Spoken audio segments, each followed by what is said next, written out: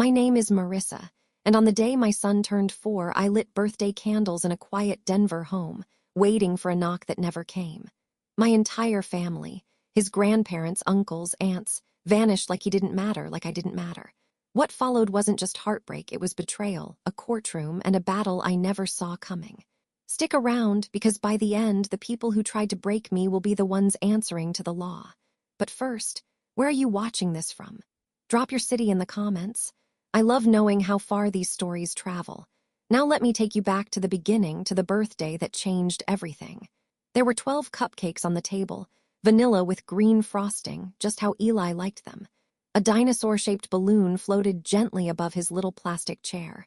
I'd even set out paper hats, thinking maybe, just maybe, someone would walk through the door in time to wear one.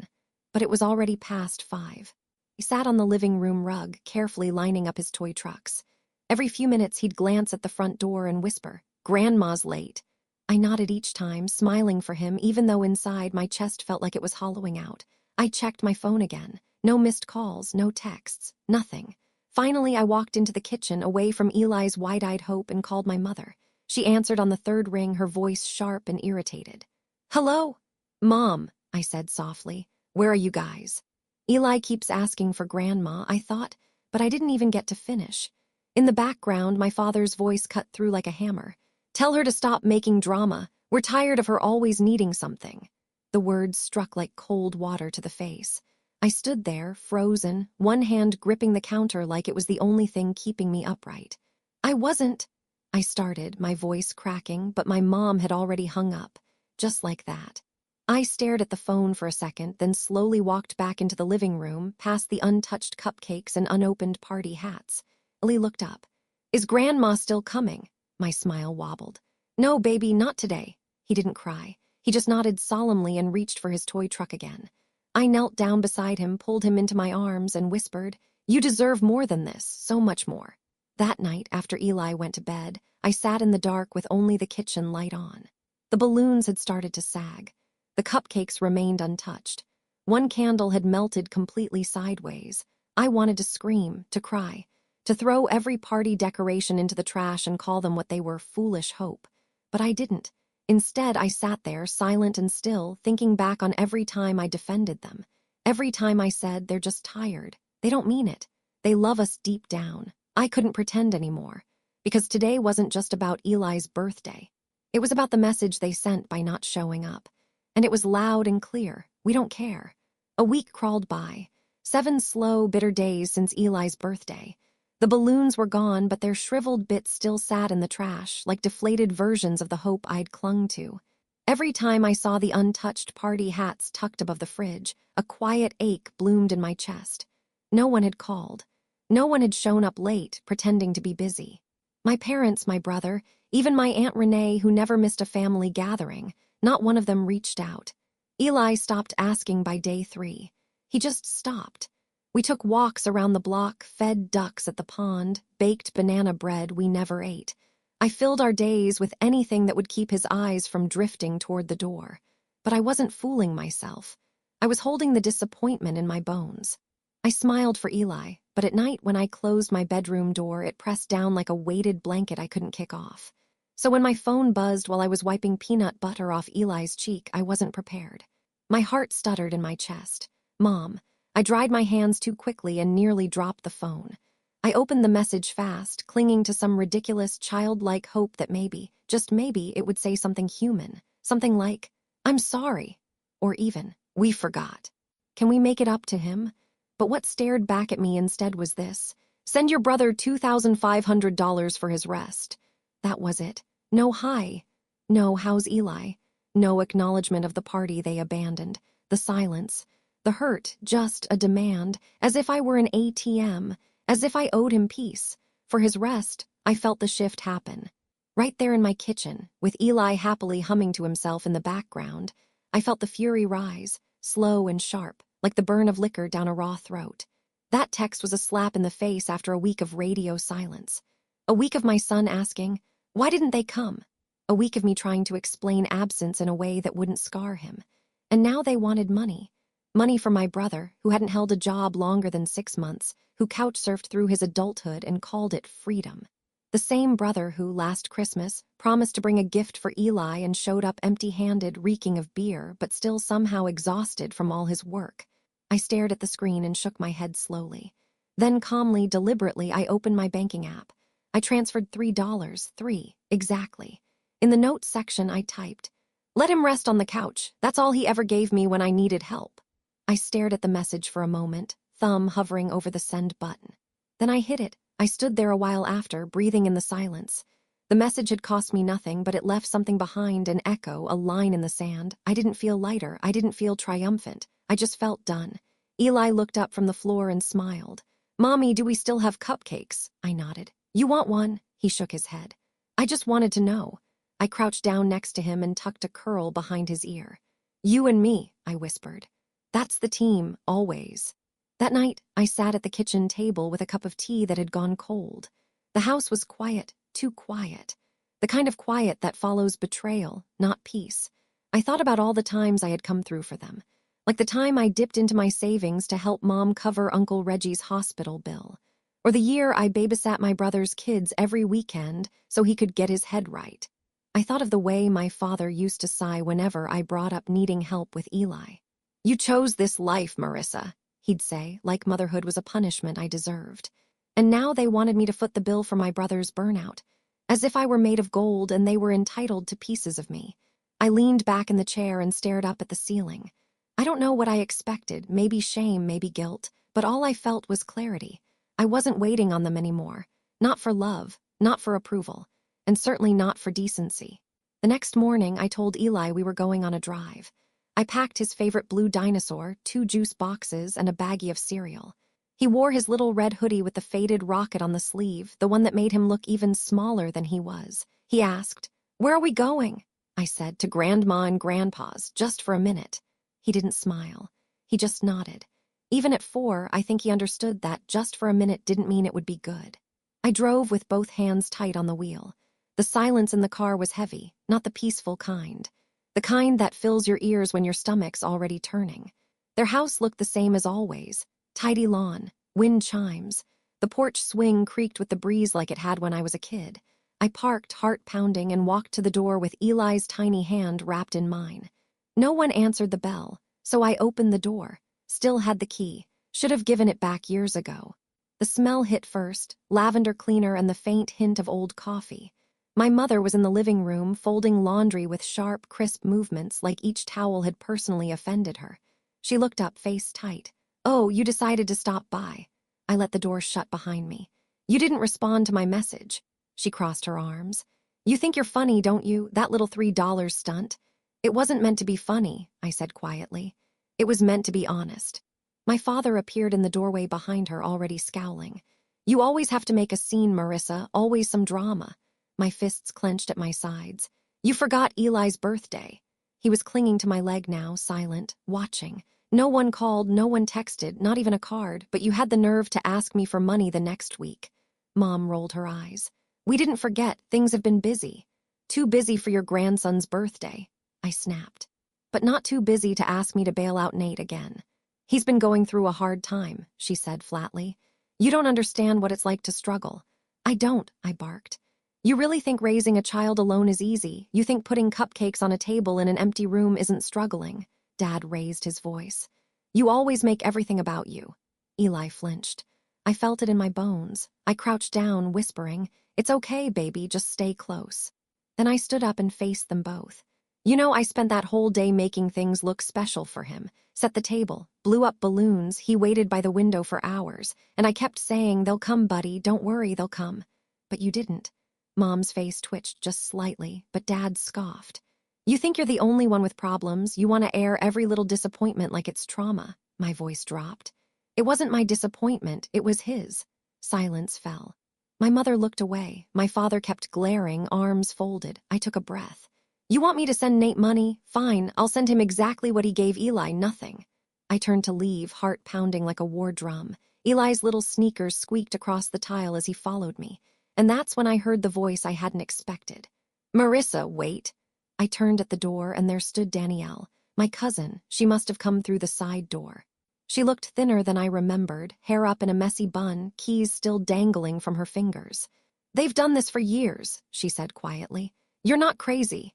Danielle, I blinked. I hadn't seen her in over a year. She stepped in slowly, like someone walking through a storm without an umbrella, wet hair, no makeup, keys jangling with every step. She looked different, but her voice was steady. I was in the hallway. I heard everything, she said, glancing between me and our grandparents' living room. I opened my mouth to speak, but nothing came out. It was my father who broke the silence. You don't know what you're talking about, Danielle. This is family business. She turned toward him sharply.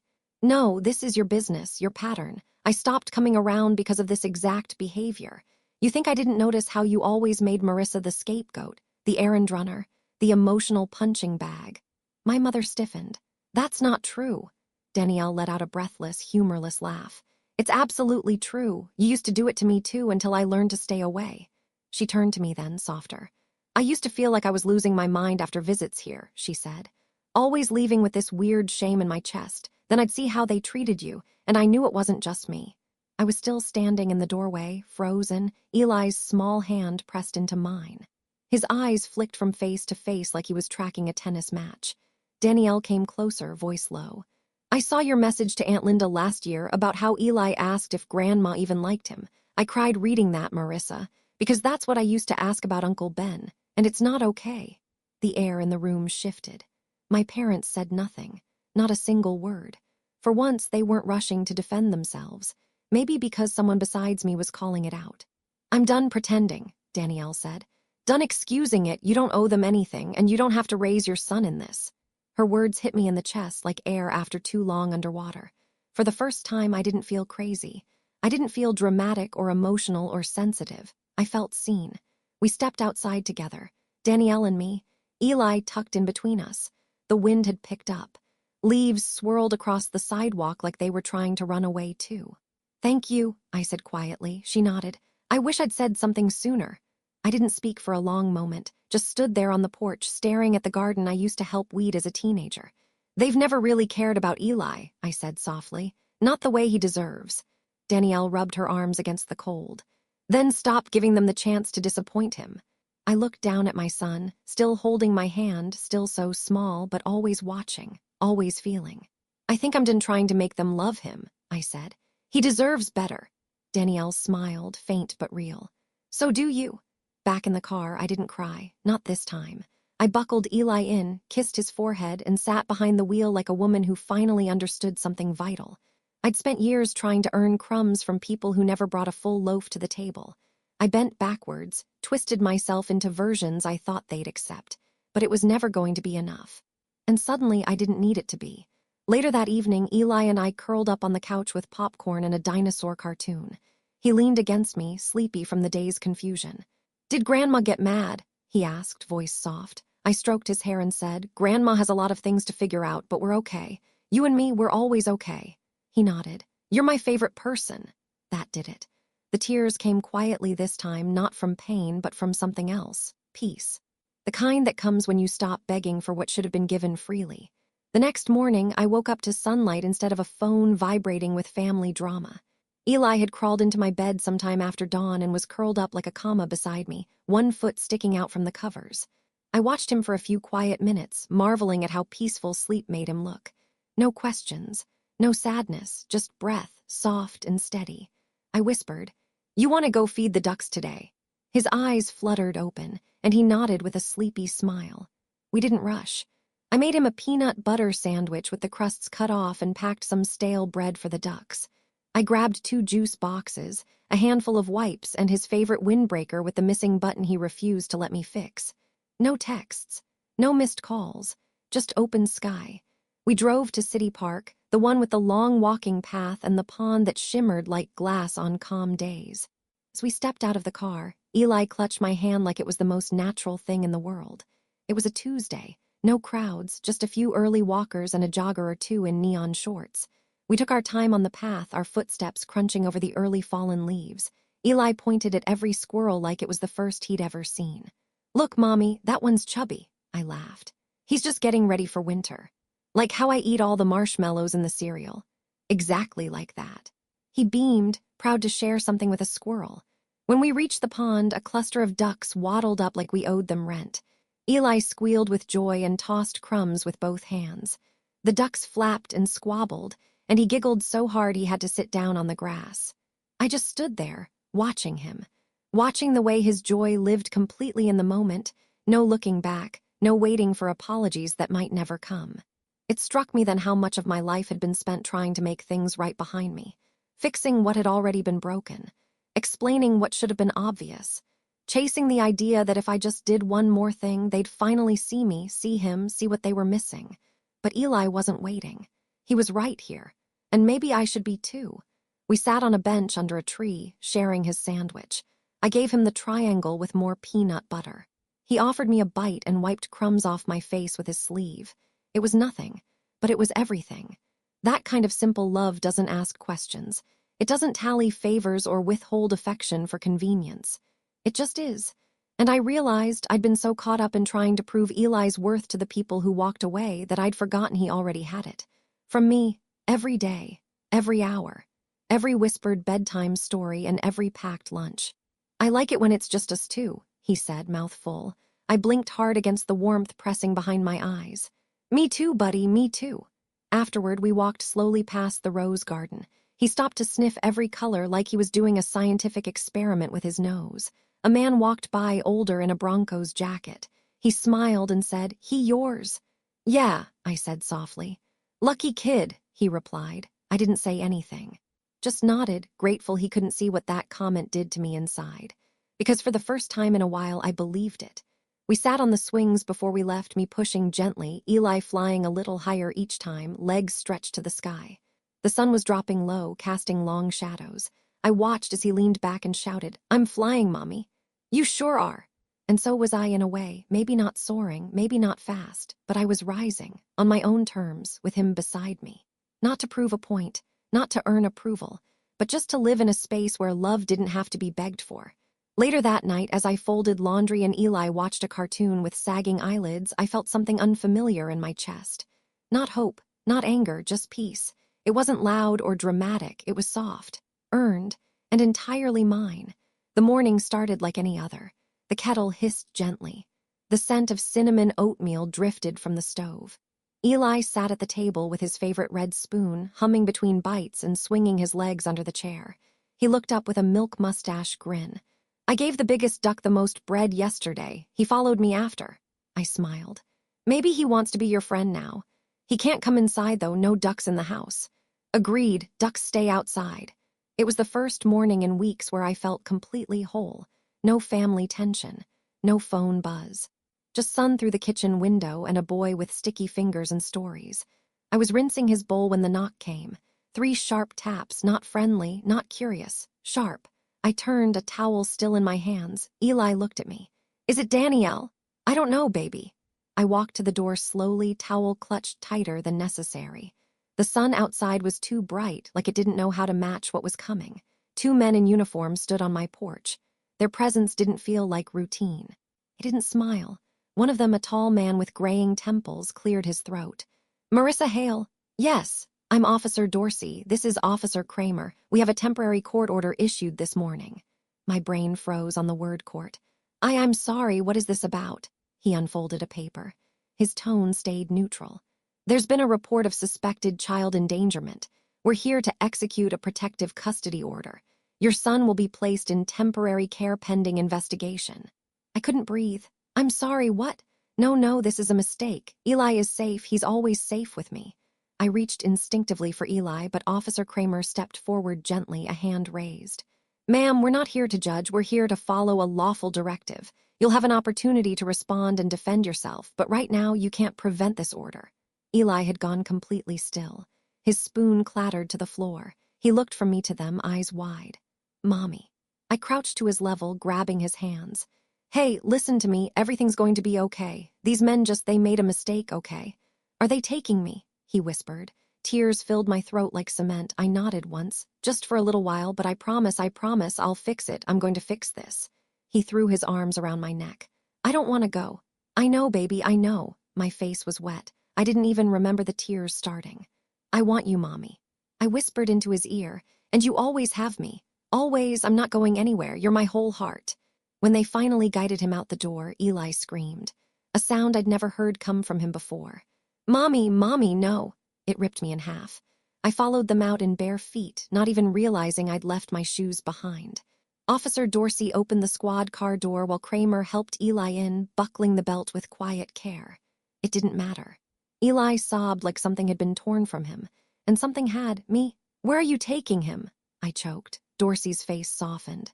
"He'll be placed with an emergency foster for now, that's all I can say. You'll get details through your case officer by end of day." He handed me a second copy of the court order. My hands shook so hard I dropped it. I bent to pick it up as they drove off, and for the first time in years, my knees actually gave out. I crumpled on the porch like someone whose bones had forgotten how to hold weight. I don't know how long I sat there. The sun was still shining. The street was quiet. A squirrel darted past the driveway. The world had no idea what it had just done. There's a kind of heartbreak that doesn't wail. It doesn't break dishes or scream in parking lots. It just collapses. That was me, on my knees, holding a paper I couldn't even read through the blur, child endangerment. I couldn't even process it. How? Who? I had spent every hour, every breath trying to protect Eli from harm. And now I had to explain to him why I couldn't stop this. The walls of the interrogation room were the color of dishwater. Grayish, lifeless. The kind of color that made everything you said feel less true.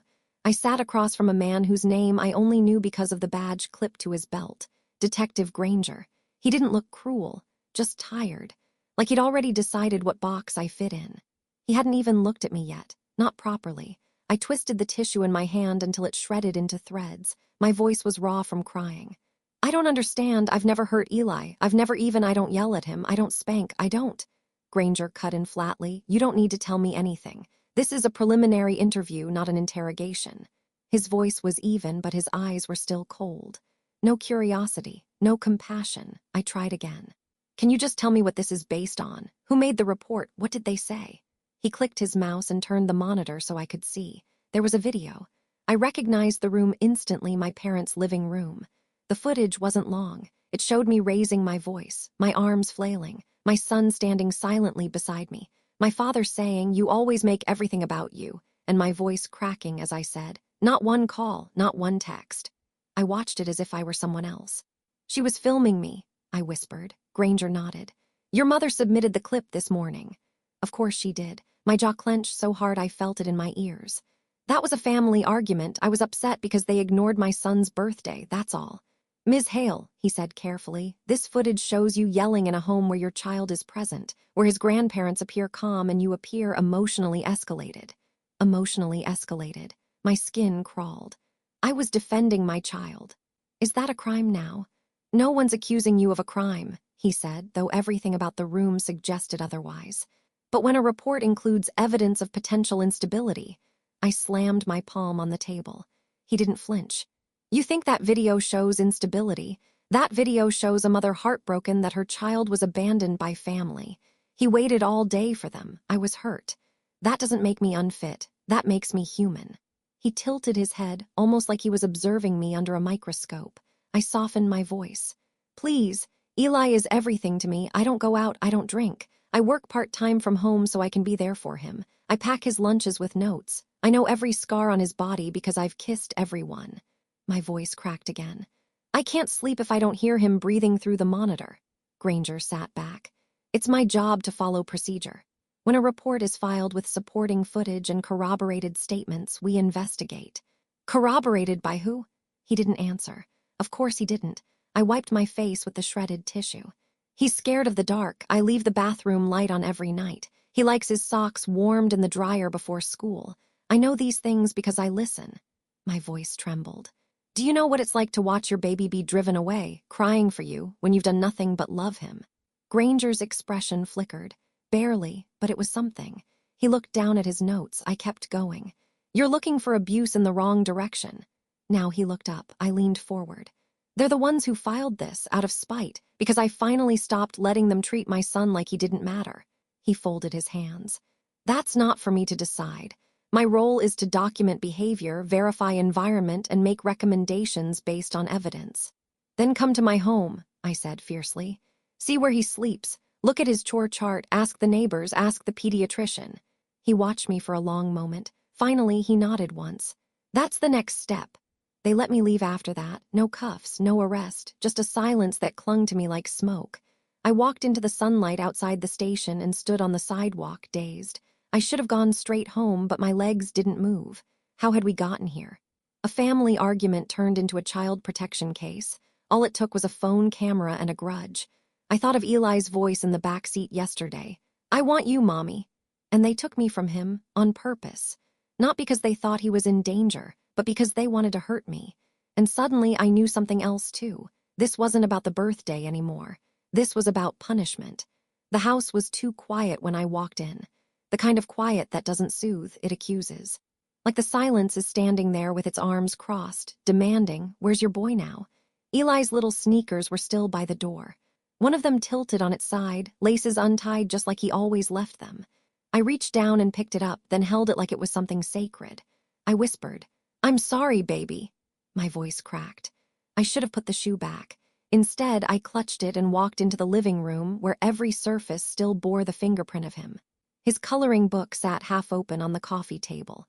Crayons scattered across the rug. His favorite dinosaur pillow sagged on the couch, the green one he insisted had magic stuffing. And then there were the toys, still where he'd left them the day before, mid-play, mid-story, mid-life. I sat on the edge of the couch, Eli's shoe still in my hand, and just stared at the mess of it all. Not the toys, the betrayal. I should have seen it, should have known. But I wanted to believe that even in their cruelty, my family had a line they wouldn't cross. I thought they might be dismissive, they might be selfish, but they wouldn't weaponize my motherhood. I was wrong. They hadn't just crossed the line, they'd burned it. And they'd done it smiling, confident that no one would question their version of the truth. A shaky, humorless laugh escaped my lips. It wasn't funny, but it was absurd. They ignored Eli's birthday. They asked me for money days later like nothing had happened. They had the audacity to smear me as unstable for reacting with the kind of rage any mother would feel when her child is hurt. And now Eli was gone. Temporarily, they said. But even one night without him was a kind of theft I couldn't explain. I lay down on the couch, not to sleep, just to be somewhere. The cushions still smelled faintly of shampoo and syrup. My eyes burned, my throat ached. But I didn't cry this time. I whispered out loud to the dark ceiling, "They set me up." It landed like a truth I wasn't ready to accept, but I said it again, louder. "They set me up." It wasn't drama, it wasn't paranoia, it was deliberate. They wanted to make me look unhinged, wanted the video to do the talking so they wouldn't have to dirty their hands. And the worst part, it was working because who was I? A single mom, no lawyer, no money to fight back. And who were they? Respectable, long married. The concerned grandparents. They knew exactly what they were doing. I stared at the ceiling so long it started to blur. At some point, I sat up. It wasn't the kind of moment you'd expect, no dramatic music, no burst of bravery, just a breath. A long, bitter breath and a decision. I said it to the empty room, slow and certain. "They want to break me." I stood up, walked to the window, looked out at the quiet street. "But I will make them regret this." It wasn't a threat. It was a promise, not for revenge, for justice. Because they weren't just trying to take Eli away. They were trying to erase who I was, as a mother, as a woman, as a human being, and I would not let them succeed. I turned on the lamp beside the couch and grabbed a notebook from the drawer.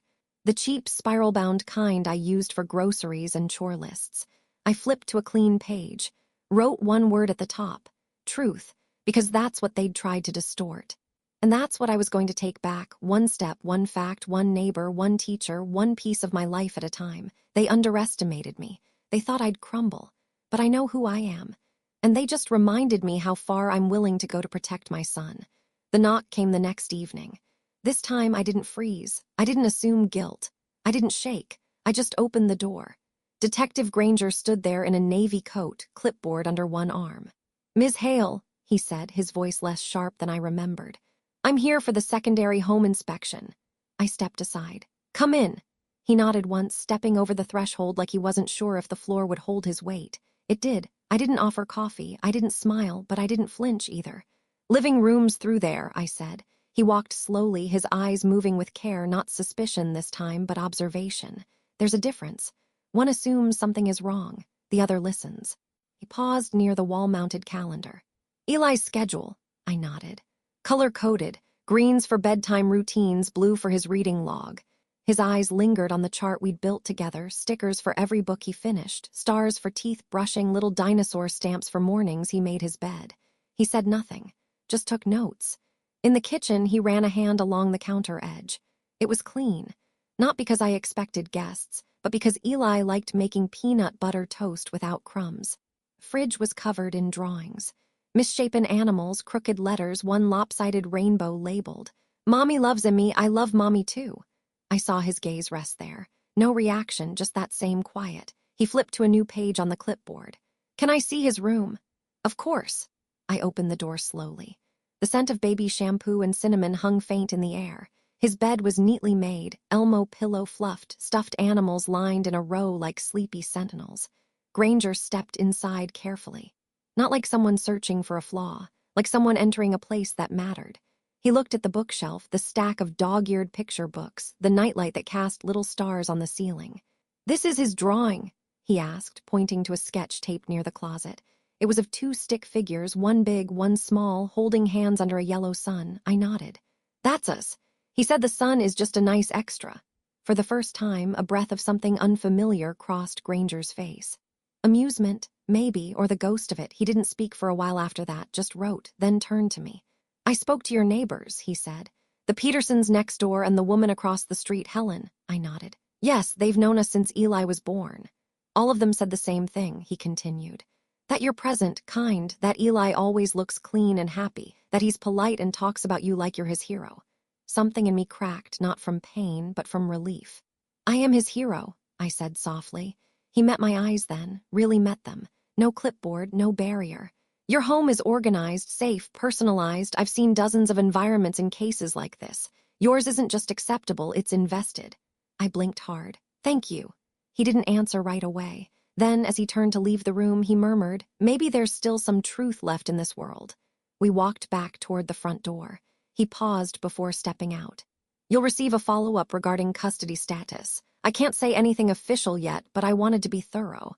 I nodded. "You were." He handed me a printed form. "Keep this copy, you'll need it when the review board meets."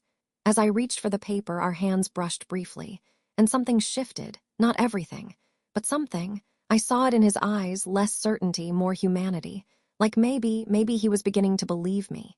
When the door shut behind him, I leaned back against the wall and exhaled for the first time all day. Not because everything was fixed, but because someone had finally seen my truth and didn't flinch, didn't turn away. The courtroom smelled like old wood and nerves. I sat at the table alone, my hands cold despite the blazer I had ironed twice that morning. Across the aisle, my parents whispered to each other like they were waiting for a restaurant table, not the outcome of a child's future. My heart beat in my throat. Every few seconds I looked toward the door. Eli wasn't there yet, but his name was everywhere in the paperwork, in my pulse, in the hush of the room waiting for something to break. The judge entered. Stern, middle-aged, no smile. "All rise." I stood, knees locked. Then I saw him, Detective Granger, step forward toward the witness stand. Not looking at me, just walking with that same even pace, as if the truth were something you could carry in your pocket.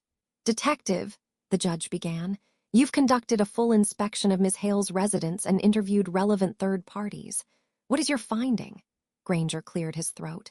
"The home is structurally and emotionally safe. Clean, child-focused, well-maintained.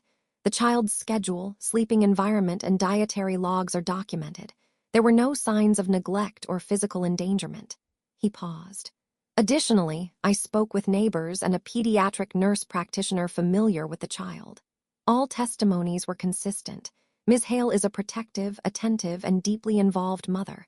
My chest rose sharply. The judge scribbled something, then glanced up.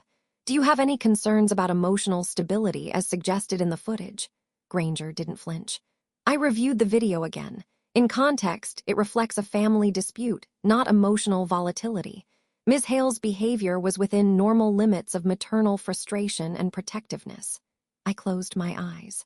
Just for a moment, just to hold that sentence somewhere deep inside me. "Thank you, Detective." He nodded, returned to his seat, didn't look at me, but that was okay. He'd already done the only thing that mattered. The judge turned toward me. "Ms. Hale, do you wish to make a statement?" I rose slowly. "Yes, Your Honor."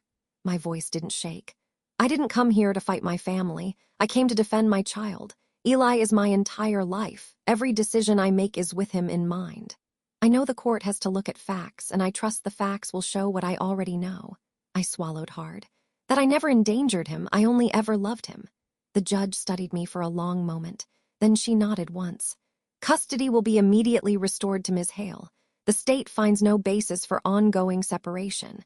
Further, the origin and validity of the initial complaint will be subject to formal defamation investigation. Time stopped. I didn't cry right away. Just stood there, stunned, like my heart had left my body and was trying to find its way back in. And then I heard it, a soft patter, small sneakers. "Mommy!" Eli barreled through the side door, an officer trailing behind him. I dropped to my knees as he flew into my arms. Tears burst from me like a flood, hot, silent, unstoppable. "I missed you so much," he sobbed into my neck. "I missed you too, baby, I missed you too." I don't remember walking out of that room. I just remember the feeling. His hand in mine, of truth being louder than lies, of a system that just this once saw a mother for who she was, not who someone claimed she was. Granger passed us in the hallway. I stopped him, just long enough to say it. "Thank you for seeing me when no one else would." He nodded, eyes tight. "I'm just doing my job." But there was something in his voice, something human, and maybe something more. Have you ever fought for something so hard you stopped believing you'd win, until the moment you did? Drop a comment if you've been there, because today I got my son back, and no one will ever take him from me again. The courthouse steps had never looked like victory before. Not when I'd walked up them shaking, not when I'd entered rooms filled with silence and suspicion. But now I stood at the top, holding Eli's hand, watching and waiting, because this was the part no one ever talks about, not just getting justice, but watching it arrive. Inside, the trial had moved fast. The prosecution didn't waste time. They didn't need to. They had everything. Surveillance footage from the hallway cam outside my parents' house, showing my mother setting up her phone, then walking back inside with a smirk. Call logs from her landline, placed to the child services tip line exactly 7 minutes after I left their house that day. And worst of all, audio recordings Danielle had secretly taken months prior, where my mother said, clear as crystal, "All Marissa needs is a little scare. That'll shut her up." The prosecutor played that one twice. The second time, my father didn't even meet my eyes. The judge didn't raise her voice. She didn't need to, but her words cut cleaner than anything I could have said. "This court finds the complaint against Ms. Hale was filed with malicious intent, knowingly supported by fabricated context. As such, we are issuing restraining orders against both complainants, effective immediately." I hadn't expected applause. But I also hadn't expected how good silence could feel when it was on your side. Outside, the air was crisp. Gold leaves curled at the corners of the courthouse sidewalk. Fall had arrived, quiet and unapologetic. Eli gripped my hand tighter. He didn't know every detail, but he felt it, he knew. "Can we go home now?" he asked, voice hopeful. I nodded. "Soon, baby." But first, I had to see it. They came out 10 minutes later, my parents, my mother's mouth tight. My father's shoulders high, like he still believed he was untouchable. Detective Granger stepped from the shadows near the columns. He moved slowly, calmly. They saw him and stopped. My mother's voice sliced the air. "You'll regret this." She stepped closer to him, wagging a finger. "You think this is over? We'll record everything you say. We'll file a report on you next." Granger didn't blink. "You've already written your sentence," he said quietly. My father scoffed. "This was family business." "Made it public." Granger folded his arms. "No, you did. The minute you endangered a child to settle a grudge, you stopped being family, you became evidence." That landed like a slap. My parents turned to walk away, but not before my mother locked eyes with me one last time. Her face was twisted into something I couldn't recognize anymore. Disappointment, defeat, maybe just disbelief that I wasn't broken. I didn't look away. I didn't flinch. I just stood there. Eli's hand in mine. My spine straight. My silence louder than any words she could throw. As they disappeared into the crowd, I felt something lift. Not joy, not pride, just clarity. For years, I had let them rewrite my memories, question my instincts, undermine my motherhood, but today, finally, the narrative was mine again. And this time, it was built on truth. 3 days after the trial, I got a text from a number I didn't recognize. Granger. It simply said, "I know this isn't protocol, but would you have dinner with someone who once took a clipboard to your living room?" I stared at it for 5 full minutes. Then I laughed. Actually laughed, shoulders shaking, head tilted back, the whole thing. Because somehow that felt like the most human message I'd received in months. No drama, No lies, just curiosity and maybe something else. We met on the courthouse steps, where everything had started, where everything had almost ended. I wore jeans and a coat that still smelled faintly of Eli's bubble bath. He showed up in a gray sweater and clean-shaven, looking less like a detective and more like someone who was learning how to be still again. He held out a coffee. Pumpkin spice, hope I guessed right. I took it. You did. We stood in silence for a moment, sipping, the city buzzing around us in its usual blur. Then he said, "You know, this wasn't how I imagined meeting someone." I smiled. "You imagined meeting me." He didn't answer right away. "Let's just say I've reviewed more case files than first dates." That made me laugh. "Well, technically I wasn't a suspect, just an incredibly dramatic mom." He nodded, mock serious. "High-risk cupcake candles, dangerous amounts of emotional intelligence." We both grinned. And for the first time, it didn't feel like a courtroom stood between us. Just two people, breathing, alive. We walked slowly toward the edge of the square where trees were starting to change color. Red and gold like someone had painted the world new again. "I was wrong about you," he said suddenly. I glanced over. "You weren't the only one." He stopped walking. "I'm not good at this kind of thing." I tilted my head. "Then don't be good, just be honest." His jaw tensed, then softened. "You didn't just defend your son," he said. "You changed my mind about what it means to protect someone." That quieted me, not because it was a compliment, but because it was truth. "And you," I replied, "saw me when no one else did. That mattered more than you know." We stood there, surrounded by people and movement, but it felt like the world had gone quiet just for us. He looked at the coffee in his hand, then back at me. "So what now?" I shrugged. "Less courtroom, more coffee," he smiled. "I can work with that." 1 year later, the sun felt different. Not because the seasons had changed, though they had, but because I had too. We were at the park. Eli on the swing set, legs pumping like he believed he could fly. I stood just a few feet away, holding a vanilla cone in one hand and a tiny jacket in the other. Granger walked up beside me holding 2 more cones. "Chocolate for you," he said, handing one down to Eli. "Vanilla with sprinkles for the lady." I took it, grinning. "You're learning." "Trying," he said, but he already knew more than most. We'd come a long way. Not just from the court case or the crying nights, but from the silence. The ache, the betrayal that had once taken up all the space in my chest. Now there was room for laughter and peace. And late-night puzzles spread across the floor while Eli narrated each piece like a detective on a case. Granger had started coming by on Friday nights. First to check in, then to help with dinner. Eventually to stay. Not every night, not every week, but enough that Eli now asked, "Is Granger coming?" Like it was part of our schedule. He'd never called him Dad. And Granger never asked him to. But there was a bond forming, quiet, respectful. Like 2 souls who knew what it meant to trust someone slowly. I watched them now, Granger pushing Eli higher, Eli squealing with delight, and felt something I hadn't in a long time. Wholeness. Not perfection, not fantasy, but wholeness. Because I wasn't waiting for anyone to return my calls anymore. I wasn't trying to earn love that should have been given freely. I had stopped trying to fix what didn't want to be mended, and instead I built something new. I sat on a nearby bench, the cone dripping slightly onto my thumb. A woman walked past with her own little girl and nodded at me. "Your son?" she asked. I nodded. "Yep, that's my boy," she smiled. "He's lucky. Not every kid gets someone who actually shows up." I swallowed. "Yeah," I said softly. "I guess I'm lucky too." Eli ran up a moment later, cheeks red from wind, breathless. "Can we go feed the ducks now?" I tousled his hair. "Of course." Granger leaned in. "But only if you don't give the biggest duck all the bread again. The others need snacks too." Eli giggled. Okay. He reached for both our hands, and we walked just like that, a trio, uneven in structure but perfect in rhythm. At the water's edge, I looked out over the ripples and felt something settle in me, something I didn't realize had still been restless. Peace. True peace. The kind that doesn't come from punishment or proving your point, but from knowing exactly who you are and exactly who you don't need anymore. If you're watching this and you've been through the fire, if you've been doubted, dismissed, or destroyed by the very people who were supposed to protect you, I want you to know something. It's not blood that makes a family. It's who shows up when things fall apart. It's who stays when it hurts. It's who feeds the ducks with you even when the bread's almost gone. Leave a comment if this story found you at the right moment. And if you're healing right now, slowly, painfully, just know you are not alone. Not anymore.